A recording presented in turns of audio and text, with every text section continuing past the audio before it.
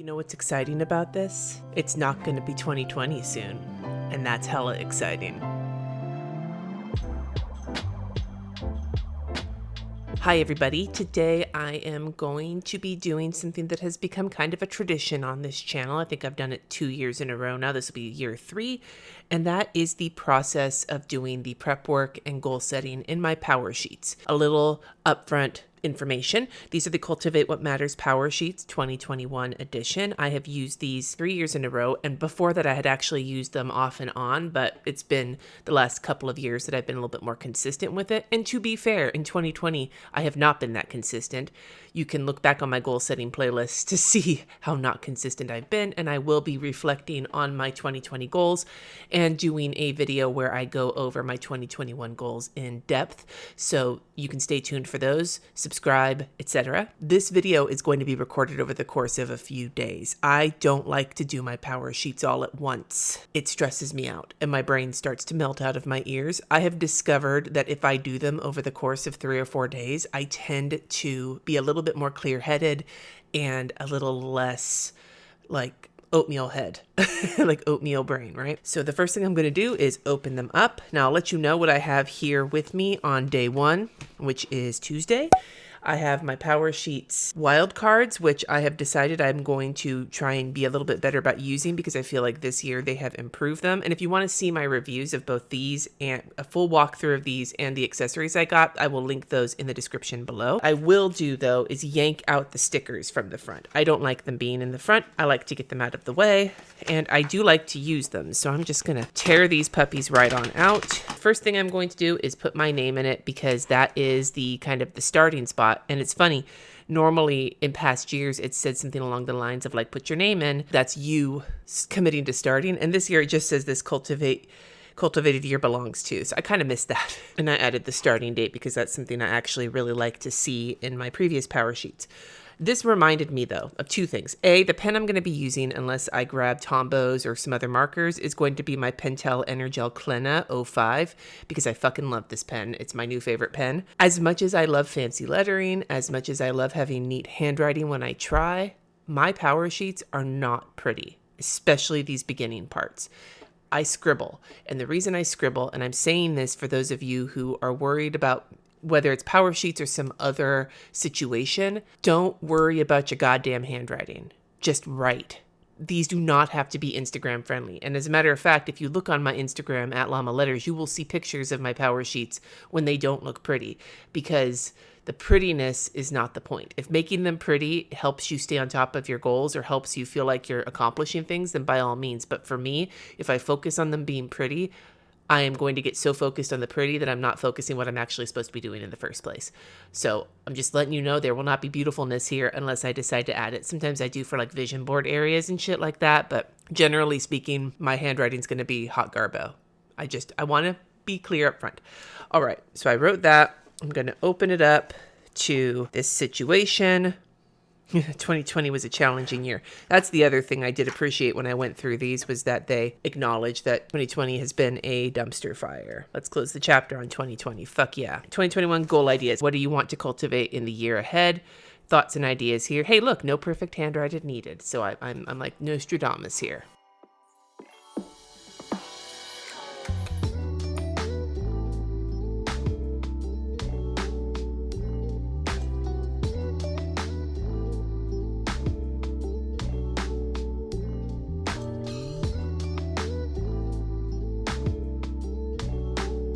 Here are some of my 2021 goal ideas. They're sort of falling into buckets I can already start to recognize. Like some of them are adulting related, having to do, I've talked about this in recent videos, having to do with things like writing our will and getting our advance directives filled out. You know, I listened somewhere, where was it? I heard somewhere that you should figure out the cost of your own funeral services and make sure you have that money either with life insurance or with actual money set aside so that in case something happens, your family's not going to have hardship. And like Jess and I can't get life insurance because he's type 1 diabetic and I have PKD, and trust me, we've tried. So that kind of thing. Like I really want to focus on those things this year to just have like responsibilities figured out. I'm about to have an adult kid. Kat's going to be 17 in a few days. So one more year and I'll have an 18-year-old. Having adult things figured out is important. For work stuff, a lot of it is things I wanted to do this year, but didn't because of 2020, because of my health being so bad. But one of the things I want to kind of like highlight right here is with help. Jesse has already promised me that in 2021, he will help me with certain aspects of my business. Like we've finally gotten to the point where we figured out what areas he can help with. And then hopefully I will be able to get to a place where I can train Kat and pay Kat to do certain things. So working on that, but like shop related things related to growing my community, things related to the podcast. I feel like it's in kind of an awkward place right now. I don't know if I'm going to reformat it or if I want to like re-envision it, but I feel like the podcast needs a little bit of love. Because right now it's sort of an afterthought, and I don't like that. A lot of health-related things, finding a transplant, getting better sleep. We want to save more money. I need to paint art. There's house-related things, getting the backyard taken care of. We want to get a dog, which means we need to get the backyard taken care of. But I promised Jess a dog is in the cards this year, so that's on our list. Read more, teach more on Skillshare. More time with the kids and Jesse, and I put quality time because we're spending plenty of time together right now because of quarantine and staying inside. We've been socially isolated for so long, but it's not quality time because we're all kind of having some struggles here. So a lot of things like that. I don't think a lot of these things are necessarily like overarching big goals. They're more like elements of what will become. Like these might be like action steps or smaller goals to get me towards bigger goals. I've done this process enough times that I'm starting to recognize that. All right, moving forward. This next page was one I really appreciated when I was reviewing the power sheets. This comparison isn't just the thief of joy, it's the thief of everything. It's something that you see in the other power sheets, but having this sort of little situation here to think about it.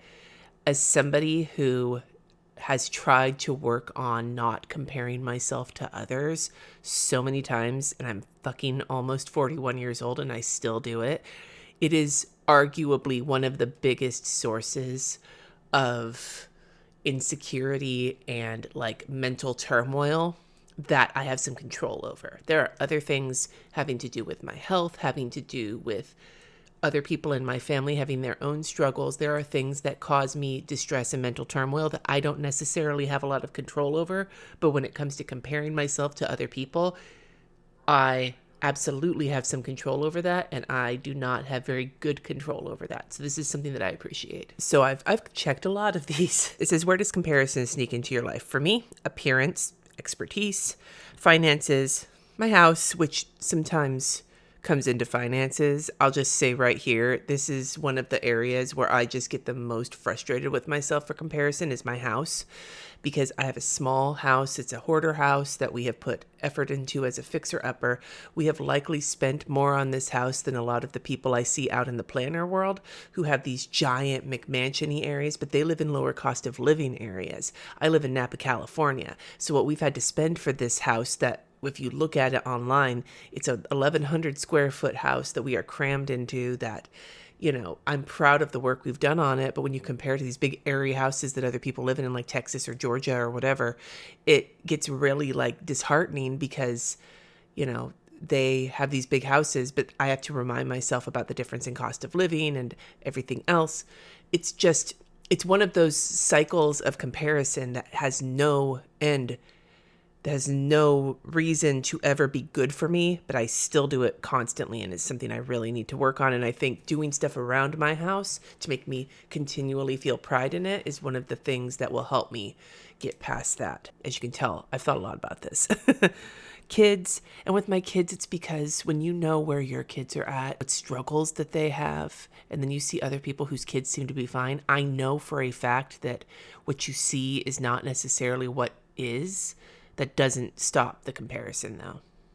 And believe you me, my kids are rad, but they also have their struggles. Life stage, which I kind of am putting into this one. I struggle a lot comparing myself to other people my age and seeing what they've managed to do with their life and what I've managed to do with my life, or especially people who are younger than me. I've also run into it a lot with people who are older than me, who have kids my kids' age, where it's easy to compare myself to them. But if they've got 10 years on me because they had their kids when they were, you know, late 20s, early 30s, and I had mine when I was early 20s. Like they've got 10 years to get further ahead in life than I have. Do you know what I'm saying? But that, again, logic does not equal knowing. Possessions kind of goes with everything else. I checked relationships without, like, I was just sort of going down the list and checking. And as soon as I checked, I was like, no, actually, I don't compare myself with other relationships. Maybe it's because I've been divorced, and I'm now in a really great marriage. But honestly, like, one of the strongest areas of my life, I feel. And work, which kind of plays with the whole social media thing because most of my work is on social media. Now we're onto the About Me page, goes down, does a whole bunch of things, although it feels like they condensed this from last year, and I really like this one a lot better. I feel like this one is a lot more goal-oriented rather than just generic about you, which is what the older ones kind of felt like. Less fluff.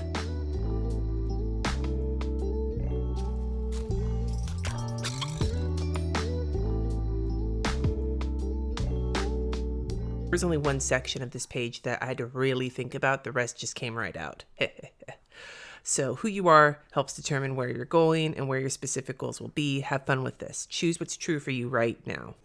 Ways I most encourage are affirming words, and I circled that because it's really true. When people praise me or tell me I'm doing a good job or tell me that something I did like meant something, like when you guys leave comments like that, oh my God, it is like the most encouragement in the world. I love being encouraged with words. It's big for me. Also hugs and affection, although that's really not a COVID-19 kind of situation, but hugs from Jesse, hugs from my kids, it just keeps me going. And hugs from you guys when I can at like planner events, holy shit. It fills me up. Like that whole fill your cup thing, my cup gets filled with encouraging words and with physical contact. I want to be known for a lot of these things, actually, but the ones I really wanted to kind of highlight were caring for people, creating beauty, leaving the world a better place. And there's actually a quote, I think I've brought it up before, from You're Wrong About. She was talking about, one of the hosts was talking about Princess Diana and how she was kind of a hot mess express, but that you can be a hot mess express and leave the world a better place than you found it. It's not the exact quote, but it's along those lines. And that quote is like first and foremost in my mind, has been first and foremost in my mind since I heard it. I cannot get it out of my head. And then also creating community, which some of these, like providing an example, spreading joy, solving problems, teaching truth, all of those things, I was like, they all kind of are things I want to be known for, but that's not really the point. But creating community is, because it's not just that I can set an example either by doing something and you guys get inspired by it, or showing you when I fuck up and you guys can be like heartened that you're not the only one. But it occurred to me that it's not so much about me doing those things as about making a space for us to do those things for each other. And I'm so proud of that. And that's one of the things I want to keep doing. And yes, the Facebook group will be back, but in the meantime, you can join the Discord or just join us in the comments. So this was the section, what helps me do my best, that I had to really think about, because 3 or 4 years since I have been my own boss, I am a shitty boss. Knowing how to motivate me as my boss has been hard because I kind of suck at it. Accountability helps, which is why I think I've glommed onto the power sheets, because they do offer a form of accountability. Confidence, efficiency, and a plan. And again, some of these as well. The ones that I love having: flexibility, creativity, curiosity, those things. I love them and they are essential to me. But those are like in the realm of too much of a good thing for me, and I start to veer off course.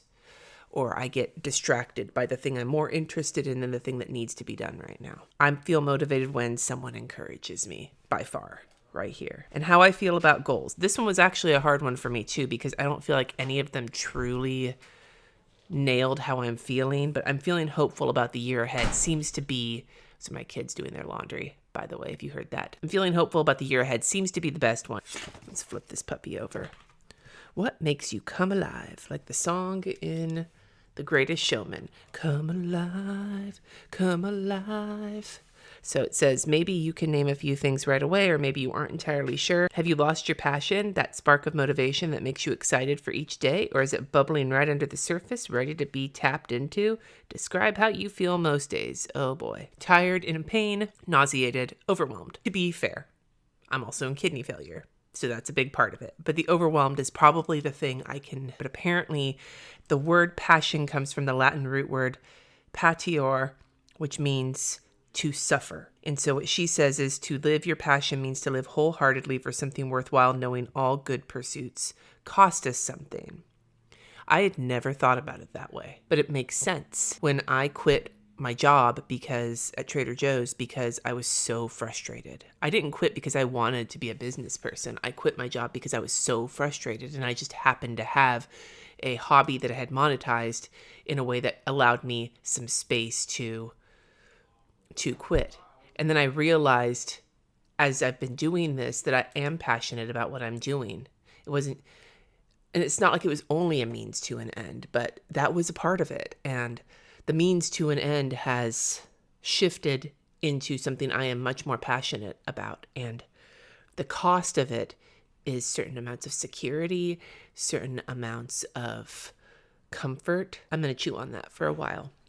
But in the meantime, we're going to move to what fires me up. What do you love? To uncover your unique passions.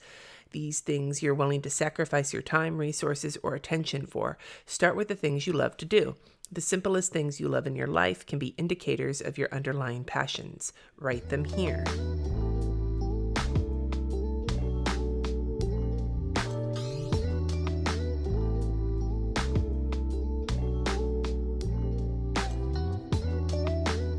Reading, and I put fiction, nonfiction, all of it. I love to read.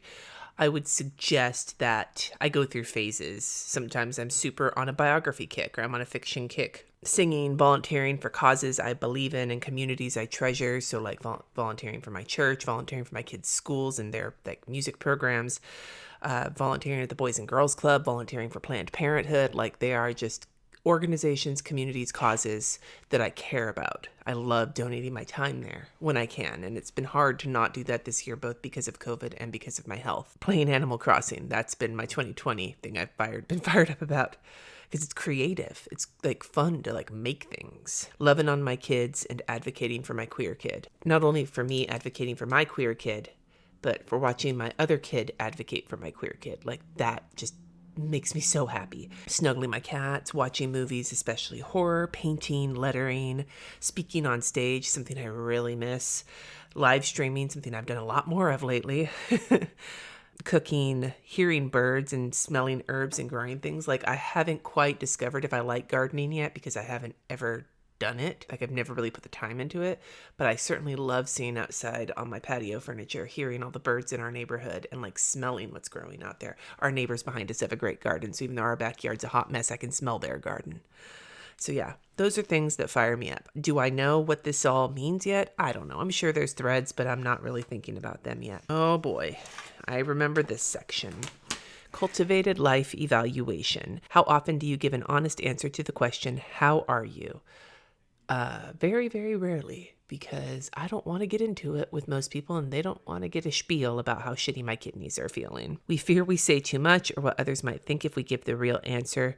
Use these pages as a safe space and give each area of your life a rating between 1 and 10, along with a few thoughts as to why you chose that number. 1 means you are not satisfied and want to see big change. 10 means things couldn't be better. Customize these categories as needed to fit your unique life. And then circle or place a sticker on the 3 areas you most want to cultivate in 2021. This will help you know where you want to focus.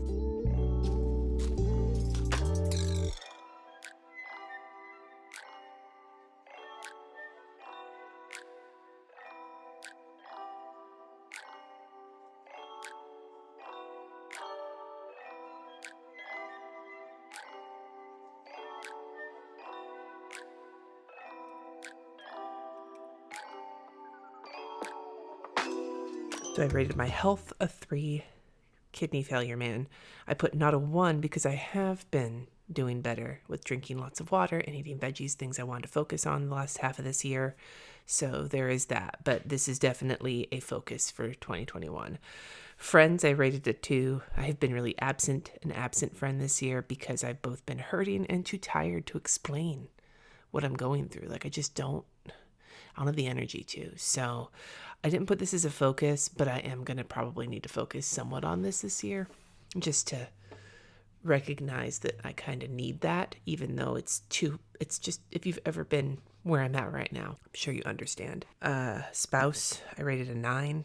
This is usually my strongest category. We just need more time together, which is not a function of our relationship, but a function of other things that are kind of getting in the way of it. Hopefully working on some of these other things will help with that. And then for family, I rated a 4, mostly having to do with my kids. Since I tend to keep my sisters in the friends category, not because they're not my family, but because they function as some of my best friends. I rated a 4 because it's been really hard on them this year, and we have struggled, both Jess and I and all 4 parents as a whole, to really address their struggles this year and help them through them. And I know we're not alone in that. It's been really hard to be a parent this year. It's been hard to do a lot of things this year, but being a parent this year has been really rough. For finances, I rated them an 8. We have been doing a great job with saving, and we want to continue to increase income and build our savings up, both for, things like what I talked about, funeral expenses, but also for the house and repairs that we might need to get done. We're not in a place where we could necessarily feel super comfortable, but we have been doing better despite the fact that we haven't really been budgeting. So that is something to think about for this year. Spiritual and personal growth, I marked a 6. Oh, hi, Mark. Because I did set boundaries this year and take a step back from all of my volunteer situations at church because of how bad I'm feeling. But in doing that, I kind of removed myself from the community a little bit, and they've been reaching out. But I need to, kind of going back to this, I need to reciprocate a little bit so I can pull myself back in, because I need it. And when it comes to personal growth, I want to continue to work on routines. I've kind of worked on them this year, but I want to work on them a little bit more within the scope of how I'm feeling. So it kind of ties back into my health. For recreation, I put a 4. I need something besides Animal Crossing. In the current state of things, I have no idea how to even approach that. So I'm kind of, it's sort of an unspoken question mark. But work I put as a must do, because this year I've really been treading water. I mean, I wrote a book, so yay, but I've fallen behind on everything else, everything I set out to do this year.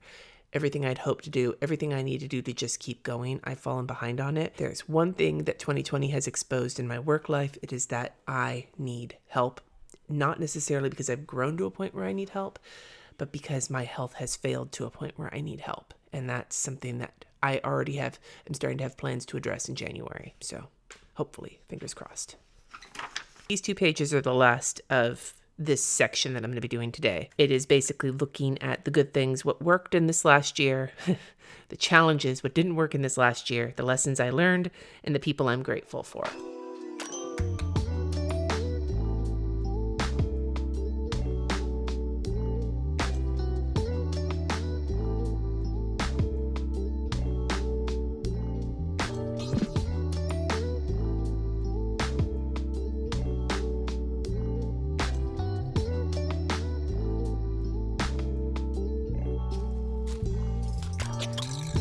Good things.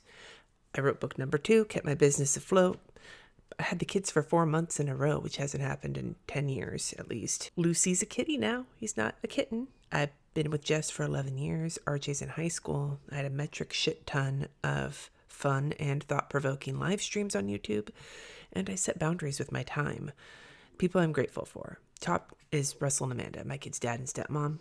That aforementioned 4 months of having the kids was because they did not want to bring COVID home to Jess and I because we're vulnerable. And then the usual suspects, my kids, my husband. Ginger is someone from our church who has been continually checking up on me. My patrons, because they also have been continually checking up on me. And then I added Kate, Claire, and Kristen. Kristen from Christian Designs, and Kate and Claire for helping me with the book. They've been patient with me this year as I have struggled to meet deadlines with how shitty I'm feeling. Challenges. Skillshare and New Fuckery Flowers. I had such big plans for them this year. Did not even begin to happen. The Fuckery Flowers are sort of started, but it's just, there's haven't been time. Part of it's been because of juggling 2 online school people and 2 work from home people in this small house where there's no privacy or soundproofing. So filming Skillshare classes has been next to impossible. But aside from that, it's just been kind of a struggle. Going on trips, obviously. Being in pain less than not being in pain. That didn't happen this year. I've been in pain almost all the time. Keeping on top of my mental health and also the mental health in my family. It's been just a wild, intense ride. Being a good sister to my sisters, which has to do with that. And then getting cabin fever. It's been really hard this year. And the lessons I've learned is that I can't do it all.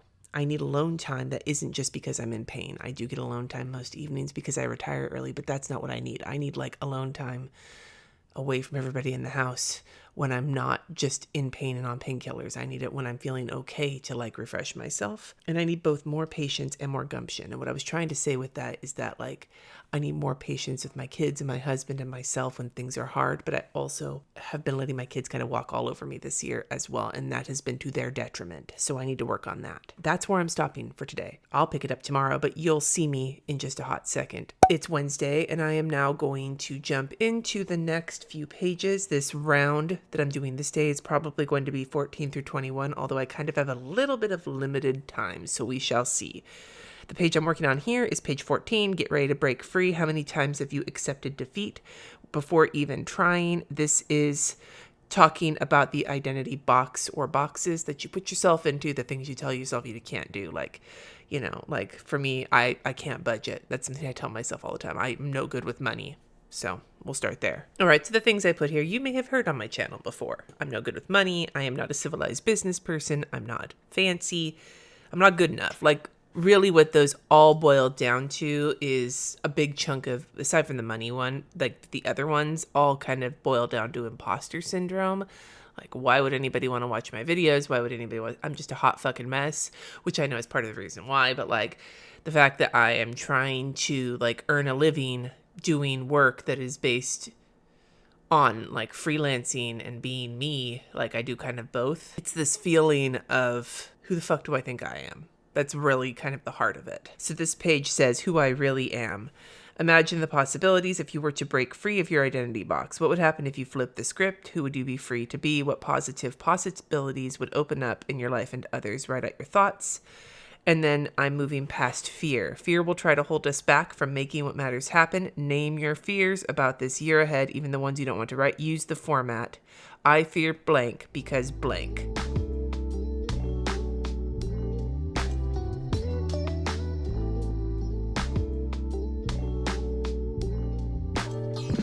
Okay, so I kind of had a couple of different themes going on here. So for this section, I was thinking about what I wrote in the identity box, you know, thinking about not being a civilized business person, not being very fancy.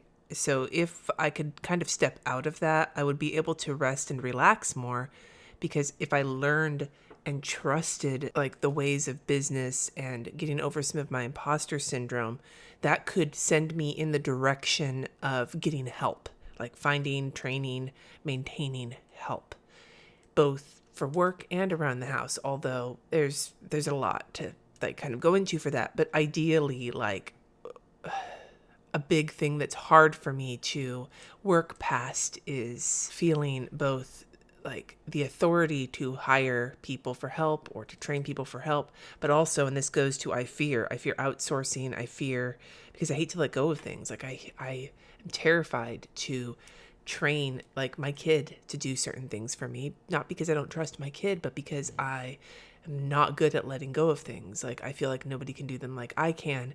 And at the same time, I'm worried of exposing like how much of a half-asser I am when it comes to how I do things in the first place. If you're budgeting, because if you're not having enough money, I grew up super poor, man. And I know that part of having enough money often involves not spending all your money. And I'm not a spender, but at the same time, like even if I know I have the money to pay bills, I will hide my bills under a stack of money because it stresses me out. So that's a big thing. And then finally, I fear transplant prep. And what that really means is like, you know, getting my dental work taken care of and getting all of my like colonoscopies and things like that done, because I worry they're going to find something that's going to mean that I can't get a transplant.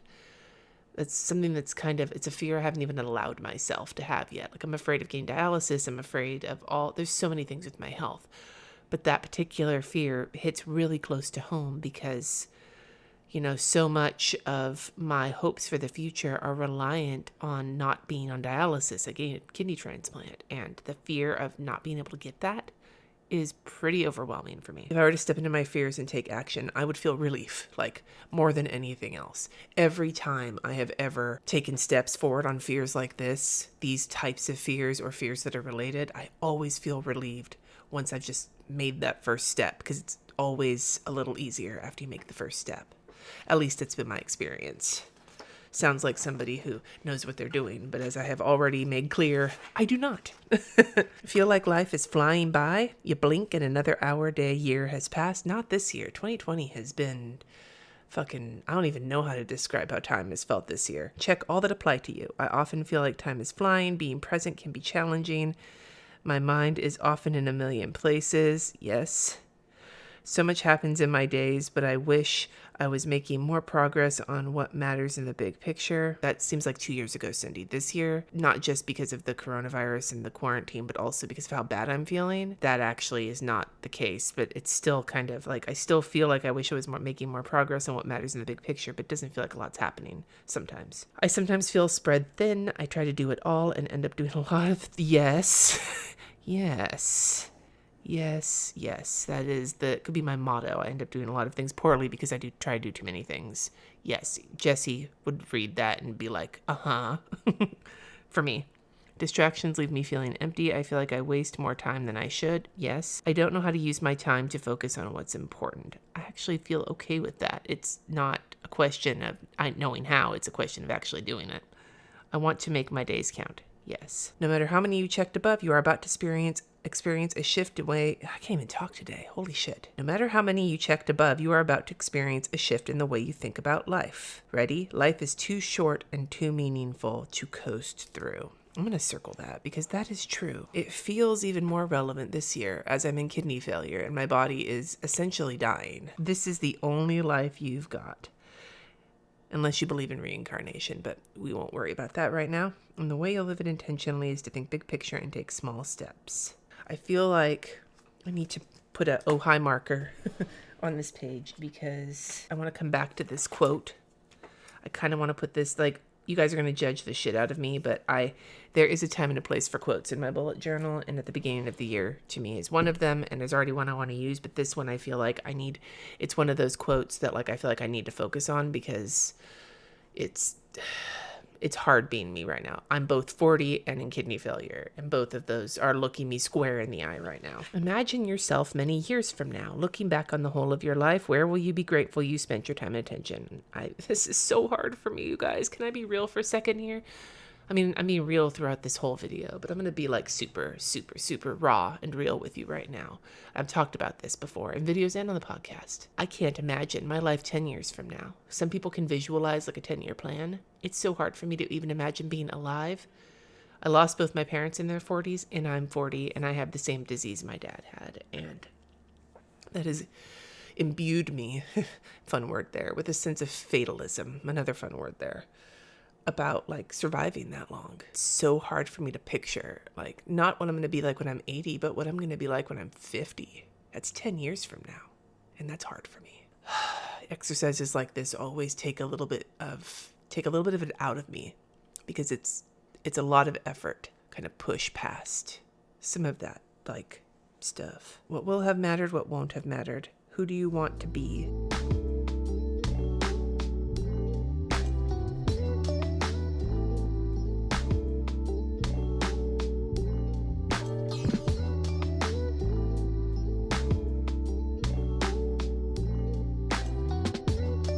What will have mattered? Being present with my kids and encouraging them to be who they are supposed to be. And supposed to be maybe isn't the right word. What I was kind of groping for is encouraging them to be who they want to be, who they are, who they are supposed to be, looking deep inside themselves, not what society thinks that they should be or what gender roles think that they should be or whatever the case may be. I want them to be them. Unapologetically. I want to look back and know that I built a community that nourishes and provides love and support to each other. I've talked about this already in the power sheets. Like, it's important to me to feel like I'm supportive of others, but I want to also encourage a community where people can be supportive of each other. And then loving every day with my husband, because I've seen what happens when you lose the love of your life. It sucks, man. And then how clean my house is, who I was jealous or comparing myself to, in social media, basically. I was trying to figure out how to put that. It was kind of hard. And how many views I have, which is actually not something I give that much of a shit about. It matters when it comes to like the nuts and bolts of my business. It matters in that context, not in the context of like who I am or my self-worth. And it's important to keep that there. where it belongs. I want to be true to myself and to the people I care about. Goes back to what I said about my kids. I want to be a model for people who are who they. This I was struggling to write as well. I'm just having a lot of time making sentences today, apparently. But what I was trying to get across with this sentence was I would like to model for other people how to be yourself without apologies. Knowing that means you might not be for everybody, knowing that you might screw up and need to apologize, especially if you're like me and have no tact. But I am proud of who I am, all of it. I want to show people that it is possible to be yourself with everything taken into account and be happy with who you are, regardless of the parts of yourself that you think could use a little tweaking. And then I want to bring more good into the world than I've left it. Again, I don't think that sentence makes sense. I really feel like I'm struggling with sentences. The idea is that, again, it goes back to the quote from You're Wrong About, where she was talking about Princess Diana, that you can be a hot mess express and leave the world a better place than you found it. I want to leave the world a better place than I found it. Even if I can't make giant systemic change, if I can make some people feel like they've had a friend or a hug or something, like that's a good thing, and I want to do more of that. My cultivated year. So what do I have? I have this sheet, and this sheet. I think I might be able to get this done in the time I have left. Let's see. My cultivated year. Your legacy, maybe that's why I'm having trouble with sentences. I'm in a rush, but I'm not in a huge rush, but I'm in a bit of a rush. Your legacy starts now. Flip back through pages 4 through 17 and mark things. Oh, hi. Mark, but stand out to you. Review everything you've written so you have it in mind. Now close your eyes and imagine your most purposeful year yet, then write out a few sentences to describe it.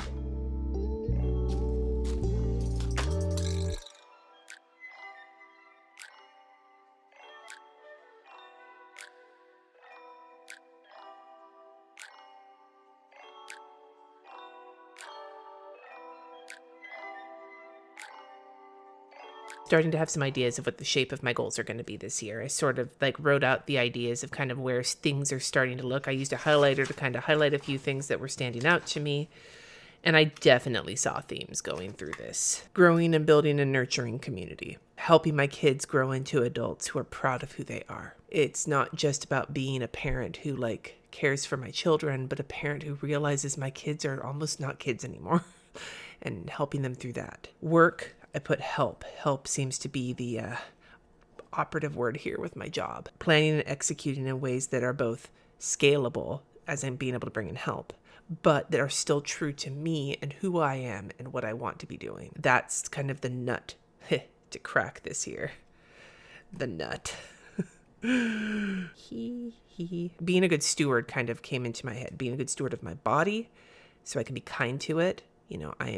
I can't take on gigantic health goals this year in terms of fancy health goals as much as I can do gentle things to help myself cope with the health that I'm in right now and to prepare myself for the things that are coming, like dialysis and transplant. And then also being a good steward of our home and then being a steward of our resources so that we can afford to do the things that are resources, but also money, but also official shit. Let's make some decisions about where you'll spend the time this year and where you won't, what I'm saying yes to, what I'm saying no to.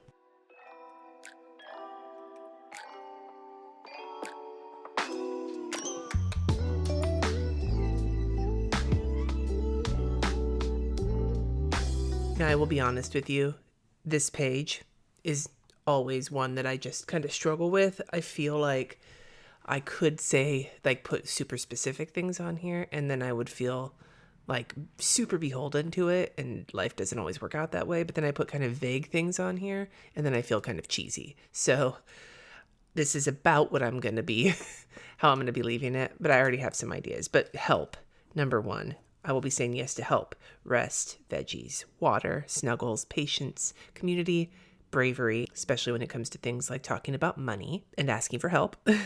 Planning and sticking to said plan and follow through. And these two things are very important that go up to this last minute scrambling and procrastination and pushing my body too hard. If I can work with this, planning and sticking to said plan, I'm good at planning. I'm not always good at sticking to said plan. Plan and follow through. Then that will help with all of these things that can really make me struggle. And then also constant snark. I have no problem being snarky, but I found that if I allow myself to dwell in the land of snarkiness constantly, I start to become kind of a dick. Bring it down to like still being snarky, just not like a constant flow of snark. I'm going to say no to checking the news first thing. Same with social media. Put it all together, flip back through everything you've written, and fill this out as a summary of what you've uncovered in your Power Sheets treasure hunt so far.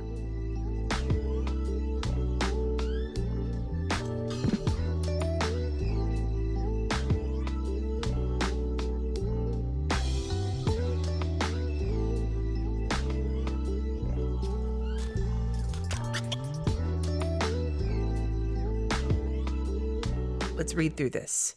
My name is Cindy. I am excited about a fresh year ahead. I am capable of change, and I'm deciding that I can. The areas of my life that most need to be cultivated are health, family, and work. In the past, I have written books, built a business, and fucked up plenty. But now I'm ready to crack the nut and be a good steward. And what I didn't write was of all of the things in my life. My legacy starts today. When I'm 80, I want to be true to myself and to the community I love.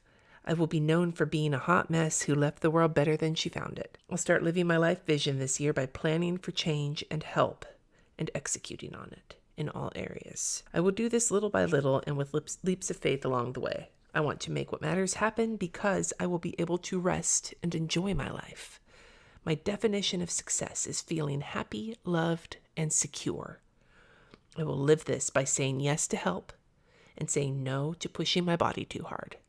I will surround myself with less comparison and fill my life with more community and bravery.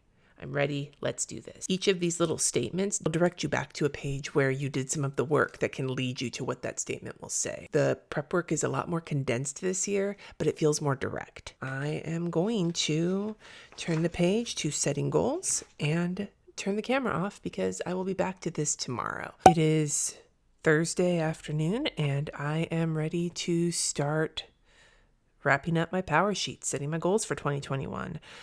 So I'm on page 22 of the Power Sheets, and this page talks about, like, if you could pick one thing to focus on for the year, what would it be? And I know that for a fact it would be seeking help. So this is kind of a newly reformatted page from the Power Sheets.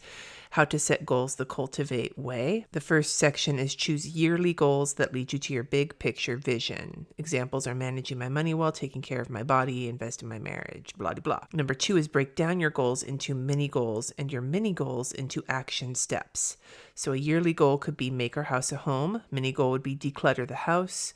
Action steps would be walk the house and make a list of cluttered areas, choose one area to do per week, schedule a donation pickup. And then finally, pace yourself throughout the year. You can't do it all and do it well.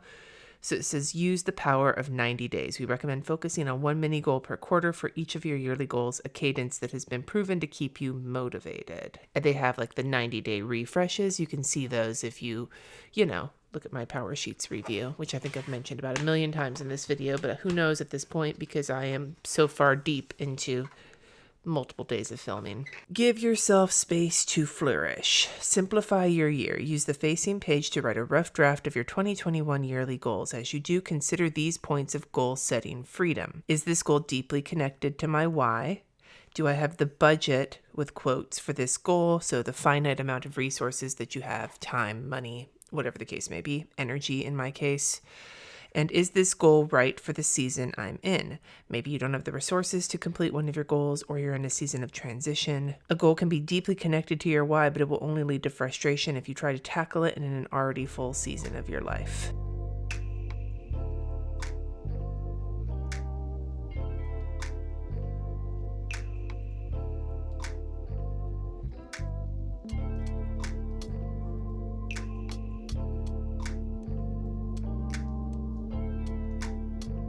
So I haven't quite defined them yet, but I wanted to stop here and kind of talk about what I've sort of been getting at. So I sort of listed the areas I really wanted to focus on this year: my business, my kids, my health, my house, and my finances. Notice my relationship is not on here. Last year I put my relationship on the list, but this year I'm not gonna. I feel like some of the aspects of like health and home will kind of play into that. Then once I kind of listed these, I started to sort of list, like, rather than just a general health goal, like I kind of want to do one that's focused on my physical health and one that's on my mental health. With my kids, I feel like I have one goal kind of coming out of it that I've already talked about. This would be one goal. This would be one goal. This would be one goal. So that's 3.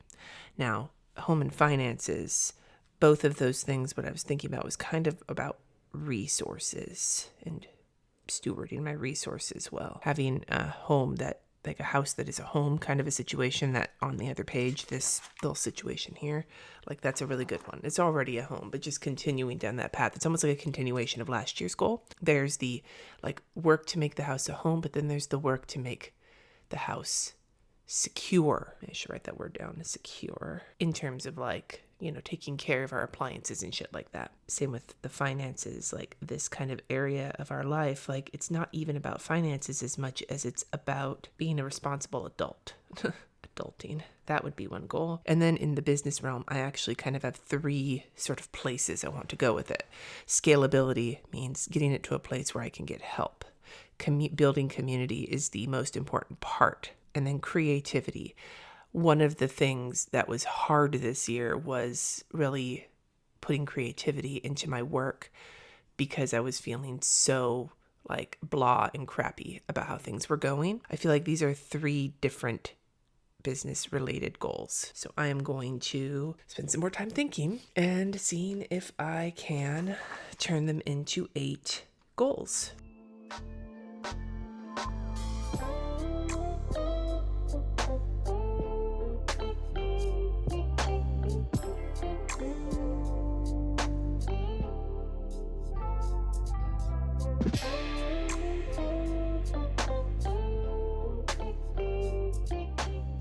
I needed to kind of look at a list of action verbs, and then I busted out the thesaurus. I will leave the link to the action verb list that I used, which is kind of businessy, like kind of in like the business goal setting realm, but it gave me a jumping off spot for a few things to kind of find what I wanted.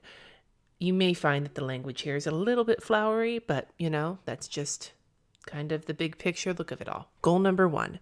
The first 3 goals are the business-related goals. The first one is the most important one of the business-related goals, although they're all important, and that is to grow my community both deeper and broader. The idea here is to deepen the relationships within my community as well as expand it outwards. The second goal is to develop systems and sustainability in my business. This is a very specific goal that is geared towards making it so that I can bring on help. Number 3, infuse all aspects of my business with creativity. Not just creativity in terms of painting more to make more fuckery flowers, but like, can I be more creative in the downloads and the lives I do with my patrons? Can I be more creative in the routines that I have at work? There's all sorts of ways to infuse creativity. It's not just about making artwork. So that's something to really think about and talk about. Goal number 4 is the one in the center, and that's because my kids are the center of my life. Empower.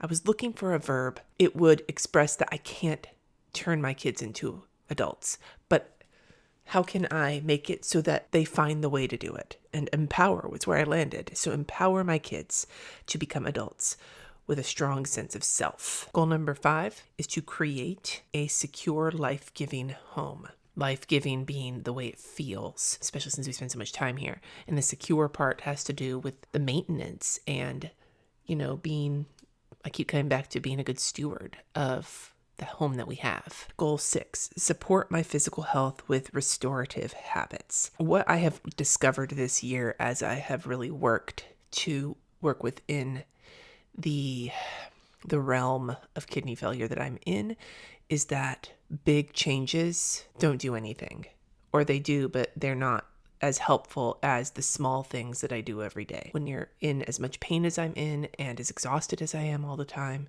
and struggling with brain fog the way that I am all the time, it's little things over time that can improve my overall well-being, even if it doesn't change my pain levels. The second goal having to do with my health is prioritize my mental health. Like I could get a little bit more like flowery with it, but ultimately that's what it is. I need to prioritize my mental health outside. Like when you feel as bad as I do, when you're in a place that I am, it's real easy to put all the focus on how you're physically feeling and ignoring how you're mentally feeling. And then finally, goal number 8, probably the least exciting goal, but the most almost responsible goal, and that is to cultivate big picture adulting practices. It has to do with finances. This has to do with official documentation, not do I change my sheets every week, but more along the lines of do I have an advance directive? So here's where I'm going to pick my colors. I have not yet begun to fight. I have not yet found the pens and shit that I'm going to use. When I do, I will talk about them, but that is not going to happen now because I don't really have the time. Right. So I've picked my colors and there was a method to it. The 3 business related goals are the greens because, it's just to connote business. You know what I'm saying? So I picked this green for Grow My Community because this is my favorite of the greens. I think this is the prettiest. Green's my favorite color anyway, but this out of these 3 greens is my favorite. I picked this brighter green for the systems and business and this softer green for the creative aspects of things. I'm full of crap, but it's been a long morning. I picked the pink for empowering my kids because I don't really like the red as much, and I think the pink one represents love to me the best. Create a secure and life-giving home. I just picked this peach because why the fuck not? I picked the physical health with the corally color because, that one feels a little bit more physical to me, whereas the light blue feels a little bit more mental. And then this other blue, Cultivate Big Picture Adulting Practices, is because out of the 3 colors left, I like this one, and the yellow and the reddish are my least favorite colors of here. So I wanted to make sure to have a palette I really liked, and this is a palette I really like. It doesn't all have to be deep, you guys. It can just be because I like it. Okay, this section is for the vision board. I am actually not going to do this here. I like doing a bigger vision board, and I will be having a separate video about that. So this is the section for choosing your word of the year. There are a couple of words that have come up. Help, steward. So this says look up the definitions of each word, origins, synonyms, and antonyms. So that's what I'm going to do. My word of the year is going to be care. What happened, how I got here. I looked up stewardship because that was really where I was leaning, but it didn't feel right. And one of the synonyms for stewardship is care. And when I was looking at it, there were kind of 2 sets of definitions. One set of definitions had to do with worry and anxiety, which is the state I'm in almost all of the time. But the other side of it were these definitions. Attention accompanied by protectiveness and responsibility. Responsibility for the safety and well-being of someone or something. The act or acting of looking after and making decisions about something. So there's the worrying about something, but then there's this action, this act of taking responsibility, caring for something. And that's what I wanted to focus on. Because this year, if you look at all of these goals, caring for my community, I care for the people within my community, develop systems and sustainability of my business. I care enough about my business to want it to sustain itself and to be able to bring in help so that the business stays healthy while I am also caring for myself physically and mentally in these goals. Caring for and making good decisions for both my husband and I in terms of adulting things, but also for my kids and other people in our lives in case something happens to us. Caring for my kids, both caring for them enough to let them make mistakes, but also to guide them towards something that they need to be in. Caring for myself and the people who I impact, both with the things I do personally, the things I do within my business. So that to me makes the most sense. That's where this word came from, and I think it is going to be a very good word. I hope.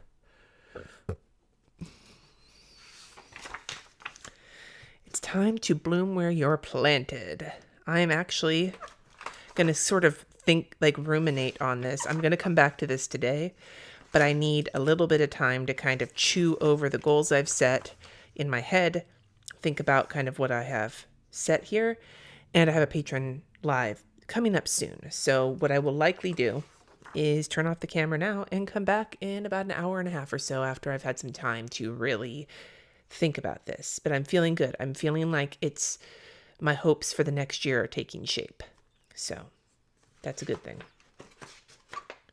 And I guess this is a good time with all of this going on. If you're picking a word of the year, what's your word of the year? And if you haven't picked one yet, but you're thinking about it, put some things in the comments. Maybe people will help you out by offering suggestions. Rather than do all of these goals on camera, since I'm going to be doing a video talking about my 2021 goals, it would be better for me to have done this work and then talk about it there. Whereas this prep work has got me all the way through setting my yearly goals and choosing my word of the year. And so I think this is where I am going to leave this prep work video. And then I will have a different video coming out where I actually show you the action plans and the quarterly goals that I have set, the mini goals. So now we have talked about the entire PowerSheets prep work with the exception of setting the action plan for the first 90 days. That will come in a different video. But in the meantime, I would love to hear one of your goals that you've set for this year or your word of the year or any of that. Just tell me in the comments below, whether using the PowerSheets or something else. If you have made it all the way to the end of this video, you rock, man. I hope that you stick around and subscribe because I will be doing a lot more 2021 stuff in the next couple of weeks before we actually head into the new year. I am excited to leave this year in the goddamn dust, and I hope you are too. Stay safe, wash your hands, all the things. And until next time, friends, peace out.